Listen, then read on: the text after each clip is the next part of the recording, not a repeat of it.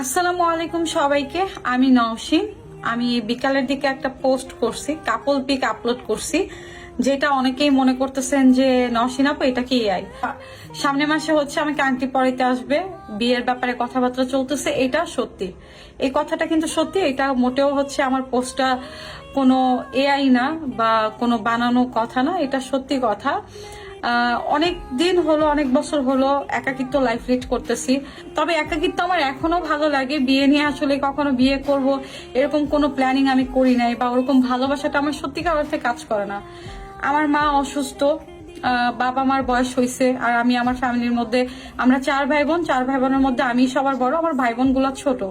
আর আমার মা অসুস্থ থাকে। নিলয় মারা যাওয়ার পর থেকে আমার আম্মু মিনি স্ট্রোক করে, তারপর থেকে উনি সিক থাকে, অসুস্থ থাকে, সময় দিতে পারে না ওরকম ভাবে। আমার বাবা মা সময় দিতে পারে না, আমি বাবা মা ছাড়া আলাদা থাকি, একাই থাকা হয় আমার। আমার বাবা সরকারি চাকরি করে, উনি কখনোই সময় দিতে পারে না। আর আসলে আমার বাবা মার বয়স হয়েছে, ওরকম ভাবে ওনারা বোঝে না, কি জন্য তারা বোঝে না যে বর্তমান যুগের ছেলে মেয়েকে কিভাবে ডিপ্রেশনের সময় সাপোর্ট দিবে। আর আমার মা বেশিরভাগ সময় অসুস্থ থাকে। বোনের সংসার নিয়ে অনেক ব্যস্ত, বাচ্চা হয়ে গেছে ওকে নিয়ে ব্যস্ত। তারপর আমার ভাই দুইটা পড়াশোনা নিয়ে ব্যস্ত। ছোট ভাইয়ের মধ্যে আরাফাত, যেটা ও চলে যাবে দেশের বাহিরে, ওর প্ল্যানিং চলতেছে। আর ভাই ছোটটা পড়াশোনা করতেছে, ওদের ফিউচার নিয়ে ব্যস্ত। এক কথায় কেউ আমাকে সময় দিতে পারে না। আজকে 4 বছর ধরে ডক্টরের কাছে যাওয়া, বাজার করা, তারপর হচ্ছে এভরিথিং, আমার লাইফে যত কিছু দরকার আমি একাই দৌড়াদৌড়ি করি। আর এই তো একাকিত্ব লাইফ। তো আর একাকিত্ব লাইফটা অনেক কষ্টের। তো বিয়ে বলতে বিয়ে করবো এরকম কখনোই আমি ভাবি নাই। তো মা অনেকবার বলে, সবাই বলে। আর এইভাবে একা থাকলে হয় কি, সমাজের অনেক মানুষ আছে অনেক খারাপ ভাবে প্রস্তাব দেয়। আলহামদুলিল্লাহ আমি কোনো খারাপ কাজে, কখনো কেউ বলতে পারবে না নওশিনকে কোনো খারাপ কাজে দেখছি, খারাপ কোনো কাজে লিপ্ত হয়েছি। যদি কোনো খারাপ কাজে লিপ্ত থাকতাম, আজকে আমার ঢাকায় ফ্ল্যাট থাকতো, গাড়ি থাকতো, বাড়ি থাকতো, আমি অনেক বড় লোক হয়ে যেতে পারতাম। তো আমি খুব সাধারণ একটা মেয়ে, সাধারণভাবে চলাফেরা করি। তো আমি যে পোস্টটা দিছি, ছেলেটা আমার লাইফে সবকিছু জেনে শুনেই আসছে। সে ডিরেক্টলি আমাকে বিয়ের প্রপোজাল দিছে যে তার বাবা মাকে নিয়ে এসে আমাকে বিয়ে করবে। তো আমি একটু সময় নিচ্ছি, আমি বলছি ঠিক আছে। আমি অনেক ভাবছি, বেশ কয়েকদিন ধরে ভাবছি এই ব্যাপারটা নিয়ে। আমি অনেকদিন ভাবছি। আমার বিয়ের প্রপোজাল অনেক জায়গা থেকে আসে, তার মধ্যে ভালো লাগার একটা ব্যাপার আছে। তো ছেলেটা যখন আমাকে বিয়ের প্রপোজাল দিছে ডিরেক্ট যে বিয়ে করব, আমি আপনার দায়িত্ব নিতে চাই, আমি আপনাকে বিয়ে করতে চাই, আমি আপনার সবকিছু জানি, জেনে শুনেই আমি চাই যে আপনার কষ্টের ভাগ নিতে চাই।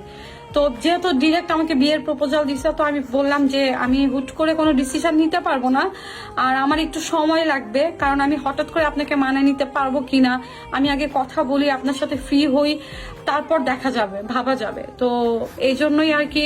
নতুন একটা সম্পর্ক বলতে তার সাথে আমার ওরকম সম্পর্ক, ভালোবাসা তেমন কিছুই না। জাস্ট হচ্ছে হ্যাঁ, আগাবো, সামনের দিকে আগাবো। কথাবার্তা হাই হ্যালো এই পর্যন্তই।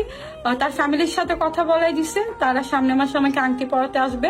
বিয়ের কথা বলছিল, আমি বললাম যে বিয়ের জন্য আমাকে একটু সময় দেওয়া হোক, কারণ এখনো আমি কথা বলতেছি আপনাদের সাথে নার্ভাস। বিয়ের ব্যাপারটা আসলে কি, বিয়ের ব্যাপারটা একটা হুট করে একটা মানুষ লাইফে আসবে, তাকে মানায় নিতে পারবো কিনা আমি জানি না। তবে আমি খুব নার্ভাস হয়ে গেছি যে এরকম একটা ডিসিশন নিছি, সামনে ভালো হবে কিনা খারাপ হবে। এমনি আমার কপালটা খারাপ, বা আমি মানায় নিতে পারবো কিনা, সেই মানুষটাকে ভালো রাখতে পারবো কিনা, ভালোবাসতে পারবো কিনা, আল্লাহ ভালো জানে। তবে এটা সত্যি যে সামনের মাসে হচ্ছে আমার এঙ্গেজমেন্ট, আর তার 3-4 মাস পরে হচ্ছে বিয়ে। তো চাইলে এখনই বিয়ে করতে পারতাম, বাট বিয়ের জন্য আমি একটু সময় নিচ্ছি। বিয়েটা হুট করে নিতে পারতেছি না, কারণ মানুষটাকে আমার মানায় নিতে হবে। তবে এটা সত্যি যে হ্যাঁ, আমি সামনে বিয়ে করতেছি, আর সামনের মাসেই আমাকে আংটি পরাবে। অবশ্যই তখন আমি পিক আপলোড দিব। আর নিলয় জায়গায় থেকে যাবে, আজীবন থেকে যাবে। সেই মানুষটার কথা মনে করলে আসলে সামনের দিকে আর আগাইতে পারি না। তো কোনো মিথ্যা না, এআই না, আমি সত্যি এই ডিসিশন নিছি এই সমাজের মানুষের কটু কথার হাত থেকে বাঁচার জন্য, এই বিয়ের ডিসিশনটা নেওয়া। আর একা লাইফটা একটা মেয়ের জন্য অনেক কঠিন, একাকিত্ব অনেক কষ্টের। আর তাছাড়া আমাকে দেখার মতো ওরকম কেউ নাই। আমি চাই যে এরকম একটা মানুষ আসুক যে আমাকে সাপোর্ট করবে, আমার কষ্টগুলো ভাগ করে নিবে, নিলয়কে অ্যাকসেপ্ট করতে পারবে, নিলয়কে কখনো ভুলে যেতে দিবে না, এরকম একটা মানুষকে অ্যাকসেপ্ট করব। তো যেটা দিছি, হ্যাঁ, নতুন একটা সম্পর্কে জড়াচ্ছি, সামনে আগাবো বা সামনে বিয়ে করব, এটাই সত্যি, কোনো মিথ্যা কিছু বলি নাই। সবাই আমার জন্য দোয়া করবেন। অনেকের কাছে এটা ভালো লাগবে না, কারো ভালো লাগায় আমার কিছু আসে যায় না, তবে সবাই দোয়া করবেন আমার জন্য, দোয়া চাই। আর সামনে যা হবে আপনারা তো দেখতে পারবেন ইনশাল্লাহ।